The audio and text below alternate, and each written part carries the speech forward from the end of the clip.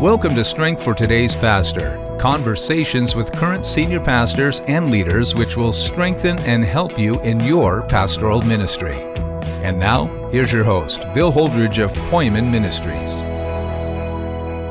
Welcome to podcast number 87. So glad to have you join us. Today we're going to be talking with Bryan Newberry about his newest assignment, which is with Calvary Chapel, Los Alamitos, California.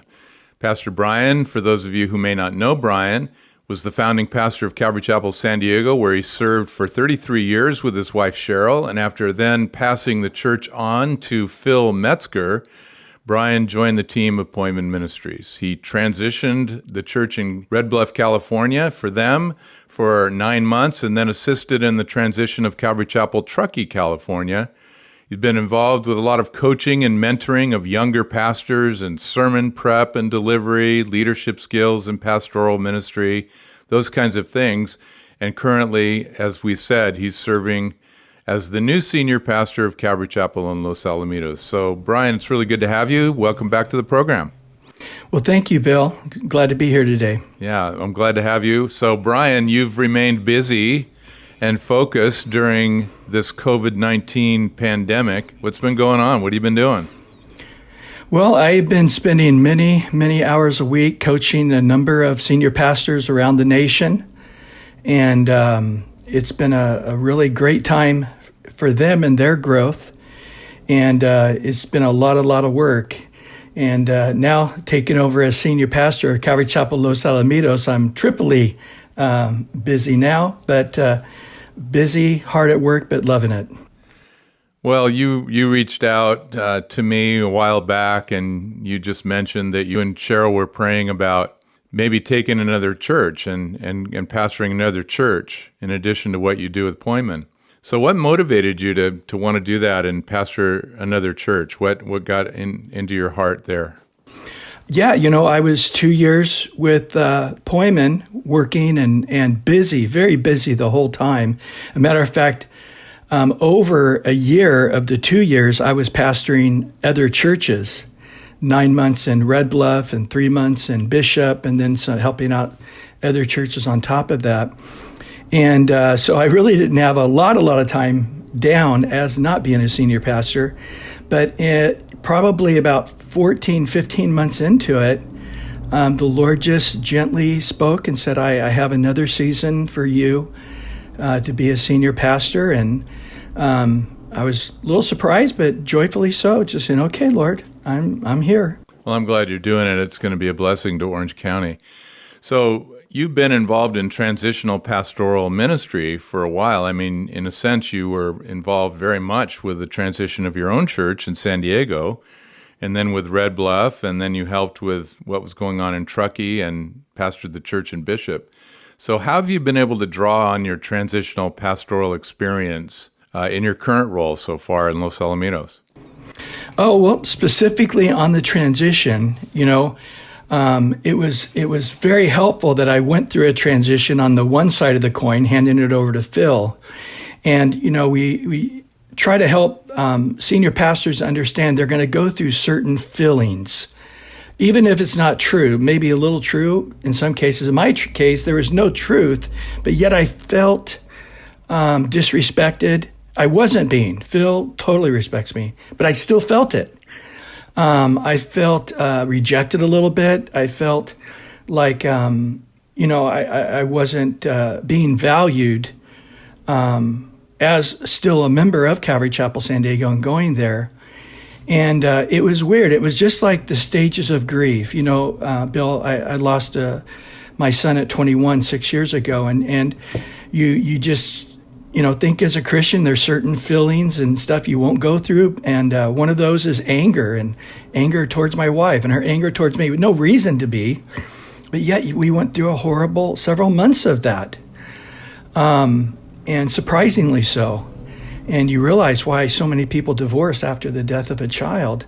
Not that we had discussed it or anything, but we were just amazed. And so as handing over a church and no longer being a senior pastor, you go through some very giant feelings of loss and of hurt and all these other negative feelings. in my case, it was not true. There was no truth in it, but I went through that. So with John Greenroyd, with him leaving the church here, I knew that he would have those feelings. And so I was able to say, John, are you feeling this way or feeling that way yet? And he's like, wow, yeah, I am. How did you know? It's like, I've been there. And I went overly to just constantly call him, give him updates, tell him what's happening. When we had a final Sunday with him, the entire Sunday was about him. We did a video presentation, and we had a picnic in the park afterwards. And it was a whole day honoring him. And in that, I said, hey, John, you want to come back and speak at any time? The pulpit's open to you. And we put a really nice thing on our website with a picture and all the ways to contact him through social media, his email, his whatever he wanted on there. And then, of course, we had the video of that final Sunday of him leaving. And then I'm giving updates to the church periodically of how he's doing and where he's at, and he's listening to the sermons, and he hears that as well. So I'm really going to make sure that he is honored and not feeling those horrible feelings. He's going to feel them, but at least he knows that we're attempting to keep him respected and included. Sounds like a template for a great way to do it in future transitions for other guys too. Well, we were talking the other day, and I asked you about what it was like for you to pastor a small church after having pastored what became a very large church in San Diego. Calvary Los Alamitos is a smaller church, under 100 people. And so we talked about that for a while. So how did you adjust to the much smaller congregation in terms of numbers? Well, God did a unique thing in me before I ever pastored. I actually took over a Bible study at San Diego State after I graduated from college, and for a few years I was a carpenter, a mainframer. I was very involved at Horizon while Ray Bentley was the pastor there. And he asked me to take over the Bible study, and I took it over at the end of the year, and there was about 50 people there, but I didn't know anybody that actually went to San Diego State. The following year, we had 10 people the first week that showed up, which was the minimum number to have a club on campus. But then after that, it was only 2 or 3, 4 people that would show up a week. And in many cases, only one person would show up, and they would show up 20 minutes late. And of course, it bothered me. And I'm like, God, should I, get rid of this? Because I had a Bible study at another campus before that for a few years when I was in college, and there was about 500 kids in that Bible study. So to go from that to a few, and each year the Lord said, do it again, and it was just the same thing. And then on the 4th year I was doing it, it actually grew quite a bit. It was up to maybe 6 people, 8 people at times. Sometimes you still have one person. And the Lord spoke to me and said, Brian, you're willing to teach, you're willing to pastor, but you're unwilling to minister. And I had to reduce you to one person so you would minister to people. And everybody you minister to themselves will become a minister. And of course, those people in those 4 years that I got to know, it really was incredible growing time in their life, and most of them are in the ministry today. One became a pastor's wife, Maureen Schaefer, at Calvary Chapel, First Love in Whittier. She just passed away. And a number of others are missionaries and children's pastors, but it really just sort of killed something in me. So after that, when I started the church, and we started with a handful of people, and it grew fairly quick. I was sort of in the second wave of Calvary Chapels, and we within a few months we had several hundred people. So it wasn't a long time of just a few people, but I was never impressed with a lot of people. And when there was something where there was just a handful of people, if they asked me to go speak at a jail or a prison or an old folks home and there were 2 or 3 people, I didn't feel like, oh man, this is beneath me. I feel just as fulfilled ministering to a handful of people as I would thousands. And I don't know if that's completely unique with me, but I don't mind. We have, I think they said that the church would be around 40 people. I think it's closer to 20 people. And but yet the Lord gave me a vision for the church, and having a handful of people, maybe what God has from here on out. I don't know. The growth is the sovereignty of God, but I am fulfilled equally with the small church as I am with the big church. Okay, well, that's helpful, because it really is all about expectation. What do we expect? And if we expect the wrong things, then we can set ourselves up for trouble. But if we're dead to our expectations, like you became dead to your expectations, then you were able to just enjoy whatever season you were in, and that produced the most fruit long term, just enjoying the people and ministering to the people individually. Oh, how true, how true, how true. Through the years, you would see a guy come and go, man, we only have 40 people, and we went up to 60 and went back to 40, and this is horrible. And then a few years later, you see him, he's like, man, we have 100 people, it's horrible. We'd go up to 120 and back down, Then a few years later, you saw him, we only have 300 people, and it's horrible. It's like you never can stop and smell the flowers, because you're always looking at the next mountain range you got to conquer. Yeah. And that makes for a miserable life. And I did do that for several years, where I was constantly looking at what we didn't have and what I wanted. And, it would be so helpful if we could hire one more person. It would be so helpful if we had, and then there was a point when I realized I just need to enjoy Jesus, enjoy the sheep, and enjoy the relationships that I have. And I would say, honestly, when the church got to a certain degree, probably, 1,000 or so, and then, of course, it grew from there, I don't think I really enjoyed pastoring as much. I really don't. I did it, and that's what God was doing. But looking back on it, those were my least favorite years of pastoring. Mm-hmm. I can really relate to that. I had a similar experience in Monterey. The earlier days were the sweetest memories in many ways, although I love the people all throughout. But you lose contact with the majority of the congregation, and that's part of it. Well, it's time to take a quick 20-second break. You're listening to a conversation with Pastor Bryan Newberry on the subject of being in the trenches of a new pastoral assignment, what that looks like. So please hang in there. We're going to be right back. You've been listening to Strength for Today's Pastor. Poimen Ministries appreciates your participation in prayers. If you'd like to help financially support this podcast, you can go to our website at poimenministries.com/donate. Thank you. Bryan, I know that you've had a long time relationship with Craig Castor. I know Craig a little bit, and he's the one who started Family Discipleship Ministries, which has been used by God powerfully for what its purpose is. And you've been greatly influenced by Craig. So what led Craig to start Family Discipleship Ministries? You were telling me that story the other day. And what have you learned from him? Well, it took a while for him to get it through my thick head. But what he had observed, and he started with Calvary Chapels very early on at a 19-year-old.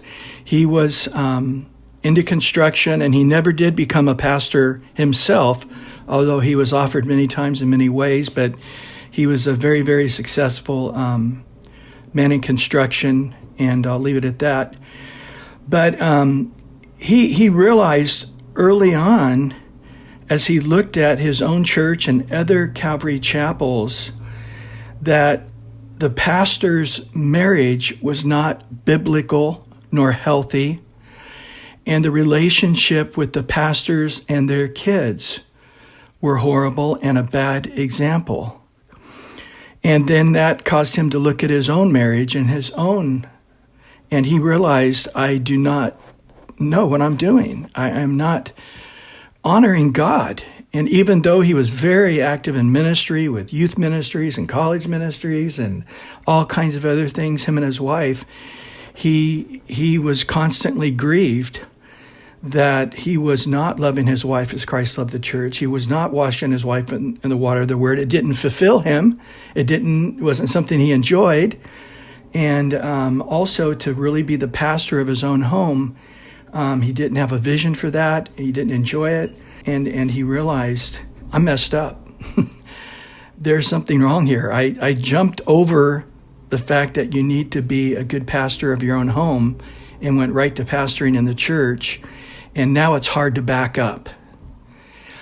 And so with that, he just began to seek the Lord and study the scripture and read, no doubt, many books and put together a booklet on marriage and then one on raising kids. And since then, he has a few more on Christian foundation. And it's FDM World, Family Discipleship Ministry World.com. And all his material, he's able to give it away for free. You can do it right online. You can actually fill in the blanks and stuff online, or you can print it, or you can write him and he'll send you a copy at the cost it cost him to print it. He's done it in many different languages now. And I realized he was absolutely right. And it was painful for me to learn to minister to my wife. And it was so much work to reprioritize my mind to my kids and their devotional life and their walk with the Lord. And he really helped me with that. And honestly, you know, when you stop pastoring like I did at 33, you realize that the things that really matter is your family. And are they in the Lord? And are they walking with the Lord? And are they raising your grandkids in the Lord?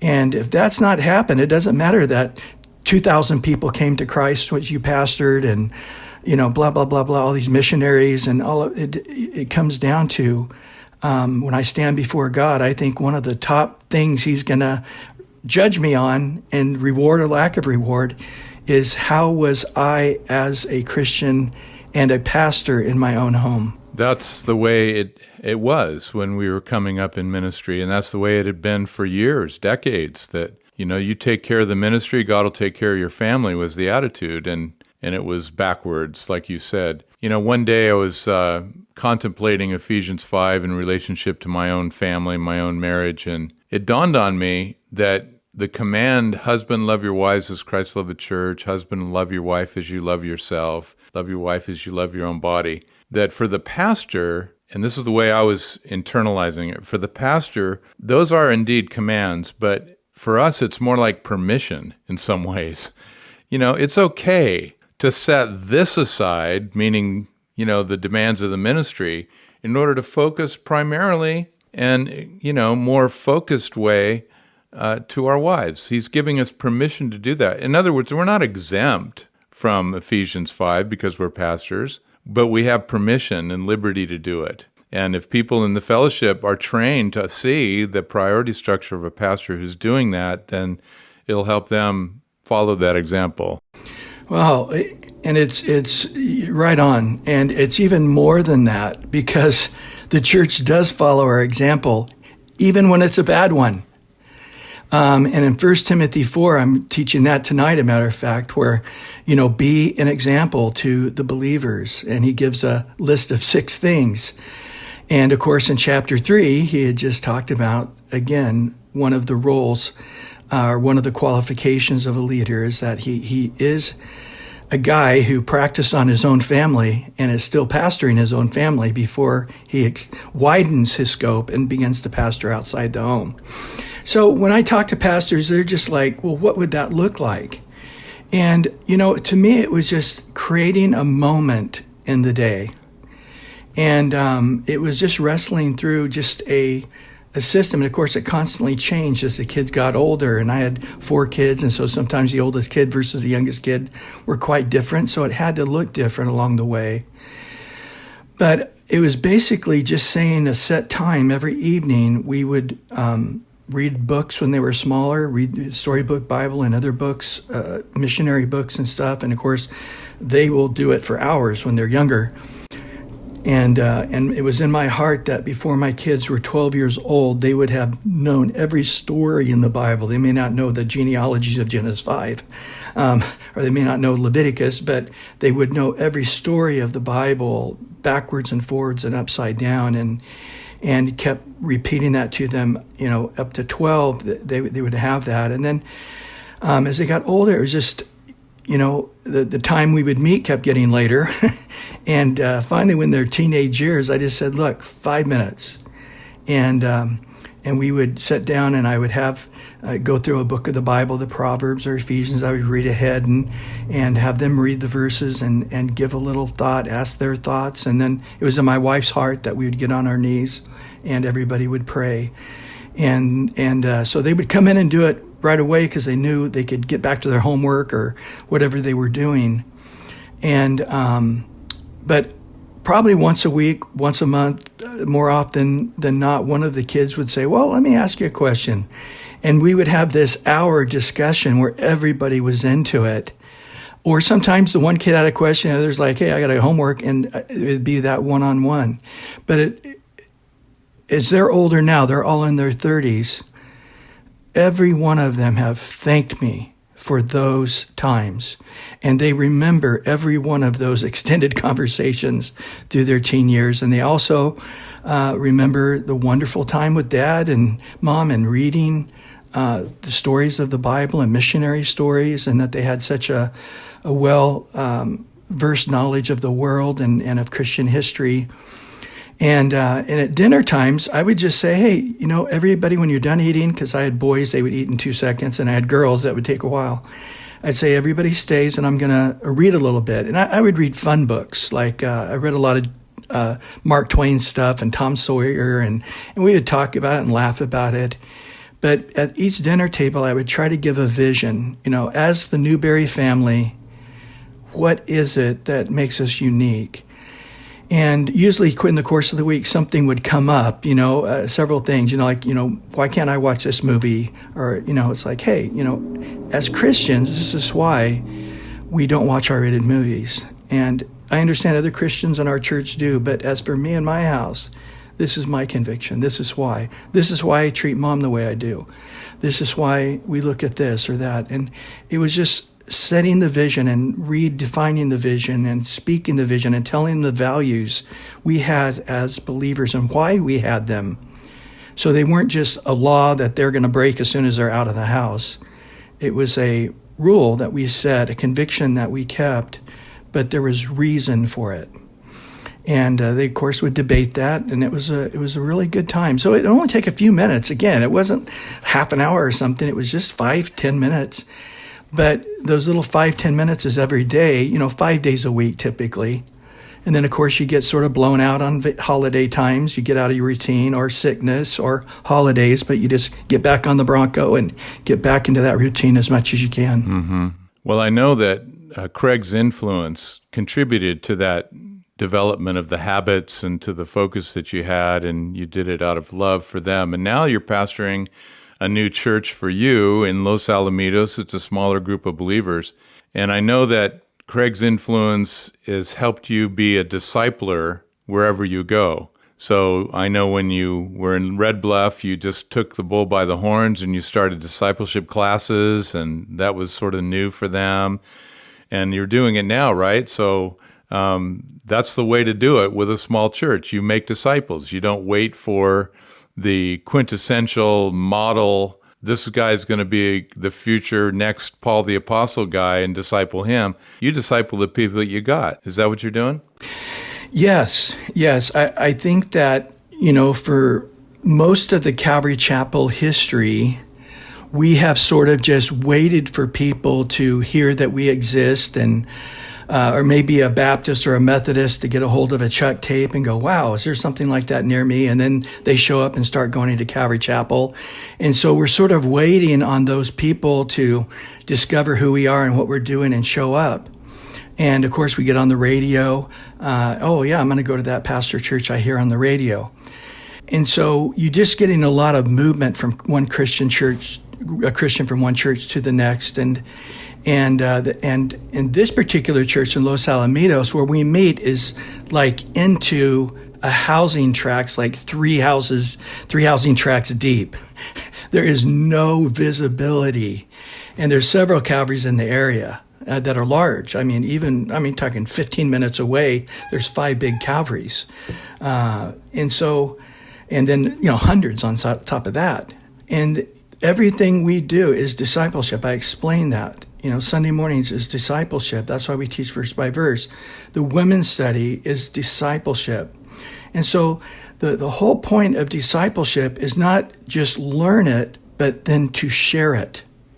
And so on Sunday mornings, I encourage them, hey, I would like you to share with each other what God spoke to you today in the sermon, if not what God spoke to you in the Word this week before you leave. And asking those questions, the first few times people look at me like going, I'm sorry, I can't think of a thing.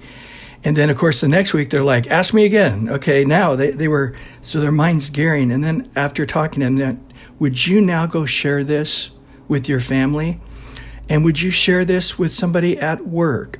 Or go knock on your neighbor's door and say, hey, the Lord spoke to me today out of this passage at church, and I wanted to share that with you. Even if they're a non-Christian. And to get them to understand that this is what Jesus said. What I did to you was gave you stuff and asked you to go share it. Now I want you to go into the world and do that. So when I came, I gave a 1.5-year plan, and the first 6-8 months of that was I'm discipling them. So I have a group of guys that I'm meeting with every Monday, and I'm taking them through leadership stuff. What does it mean to be a Christian leader? Just a leader, period. But then, of course, a spiritual leader. With that nuance with that. And then, what does a discipleship church look like? People are catching on. So what we're looking for is that people will share their faith, and I'm exhorting them to do that right now once a week, and every week I'm giving them some kind of creative way of doing it a different way until they find their cup of tea. But that they would share their faith somewhere at some time, the gas station, the grocery store, send an email, whatever they can do, but then to come back and to tell somebody about that experience. And I really believe that the fields are white unto harvest. And I would say with the amount of people committing suicide during this COVID time tells us how hurting hearts are. And that, yes, maybe in good times they would be a little annoyed with you trying to give them spiritual information, but right now they're hurting, and everything's spiritual. Tell me. I'm sort of confused. I'm a Catholic, but tell me what you have to say. But either way, God's Spirit is convicting men of sin and of righteousness and of judgment. God is appointing men unto eternal life, and we just need to go on that Easter egg hunt until we find that egg that's ready to go, yeah, that's me. I want to get saved. Now what do I do? And we would take Craig Castor's Christian Foundation book, which I've given to the church, asking him to go through it, 8 studies, and then to start taking them through those studies. So as you're in now a smaller church, taking it over, you've been there for a while now, 2 things stand out to me, Bryan. One is that you don't have a disappointment with the size of the church. You've settled that in your heart years and years ago. Correct. You are where you are. You're with the people, enjoying the moment, and you're spending your time not wishing what they could be, but helping them become what they can be in Christ. Yes. By discipling them. So, there's no church size that says, okay, at this size, you can start making disciples. It should happen right away, and it can happen right away. It doesn't matter how big it is at all. We just start right where we're at, and with what we have, and that's the beautiful thing. It's a great commission church if they're making disciples, no matter if they're 30 people or they're 5,000 people. Yeah, and I'm just trying to help them see. It's like, is it God's will that in your entire 50 years as a Christian, you would lead somebody to Christ? Yeah. And most Christians, even in Calvary chapels, will say, I have never actually led a non-Christian to Christ. I've invited my friends that were Christians to church. They started coming to church, or my family or whatever. But and it's a vision now for them, and it's a hunger for them. Yeah, that's great. That they would lead a non-believer to Christ and then disciple them and see them grow in the Lord. If they end up in our church, great. If they don't end up in our church, great. I've made it clear, we're not inviting people to our church. I don't want to be as those peddling the Word of God. We're doing it for our agenda. We have no agenda getting people in church. Our agenda is leading people to Christ and discipling them and telling them to now obey the Scriptures. And of course, with that, we'll be coming to church. But if they ask, hey, where church do you go to? Then I go to this church if you'd like to come. But at the same time, don't make that a part of the salvation message. Yeah, good. That's encouraging. So, Bryan, as we wrap up today's podcast, this has been a great discussion. It's your opportunity now to just share, any word of encouragement you have directly to pastors on these subjects we've talked about, or anything really it's on your heart, how to stay focused on the mission at hand. Next 2 minutes are all yours. Go for it. I would exhort pastors to start sharing their faith. If it's going for a walk in the park and passing out tracts, or if it's stopping somebody that a verse they wrote down that God spoke to them that morning and say, I would like to give this to you. I love what Ray Comfort said. He says, did you get one of these yet? And people are like, no, hey, I'm getting ripped off here. Give me that. And just let them read it and then ask them a question and see what God will do. And then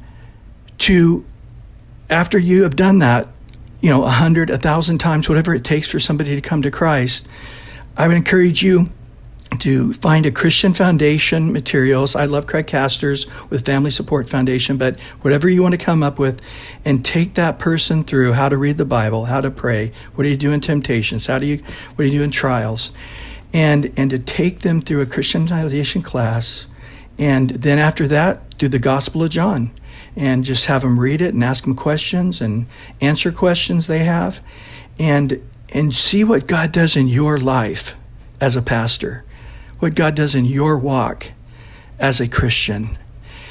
And I think the whole corporate mentality of church, it's just, it's become unbiblical.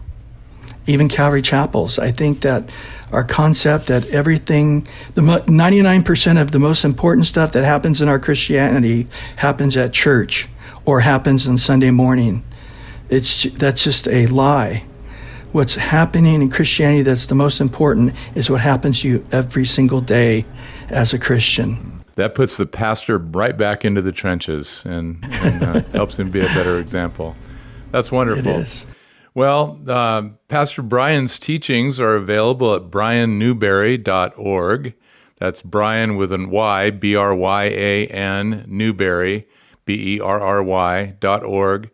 And there are a lot of resources there, Bible teachings from 30 plus years of teaching the Word of God. And then Craig Castor's Family Discipleship Ministries website is fdm.world.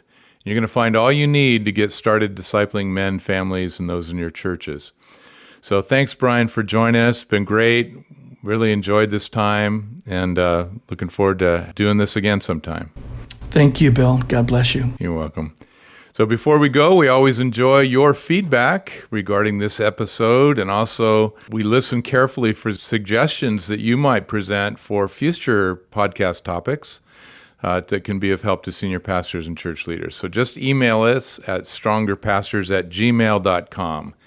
And you can visit our website to learn more about the ministry of our Poimen Ministries team of pastors. So from the staff, pastors, and board of directors here at Poimen Ministries, we wish God's very best upon you and your ministry. So long, until next week.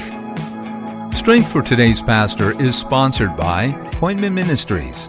You can find us at poimenministries.com. That's spelled Poimen Ministries.com.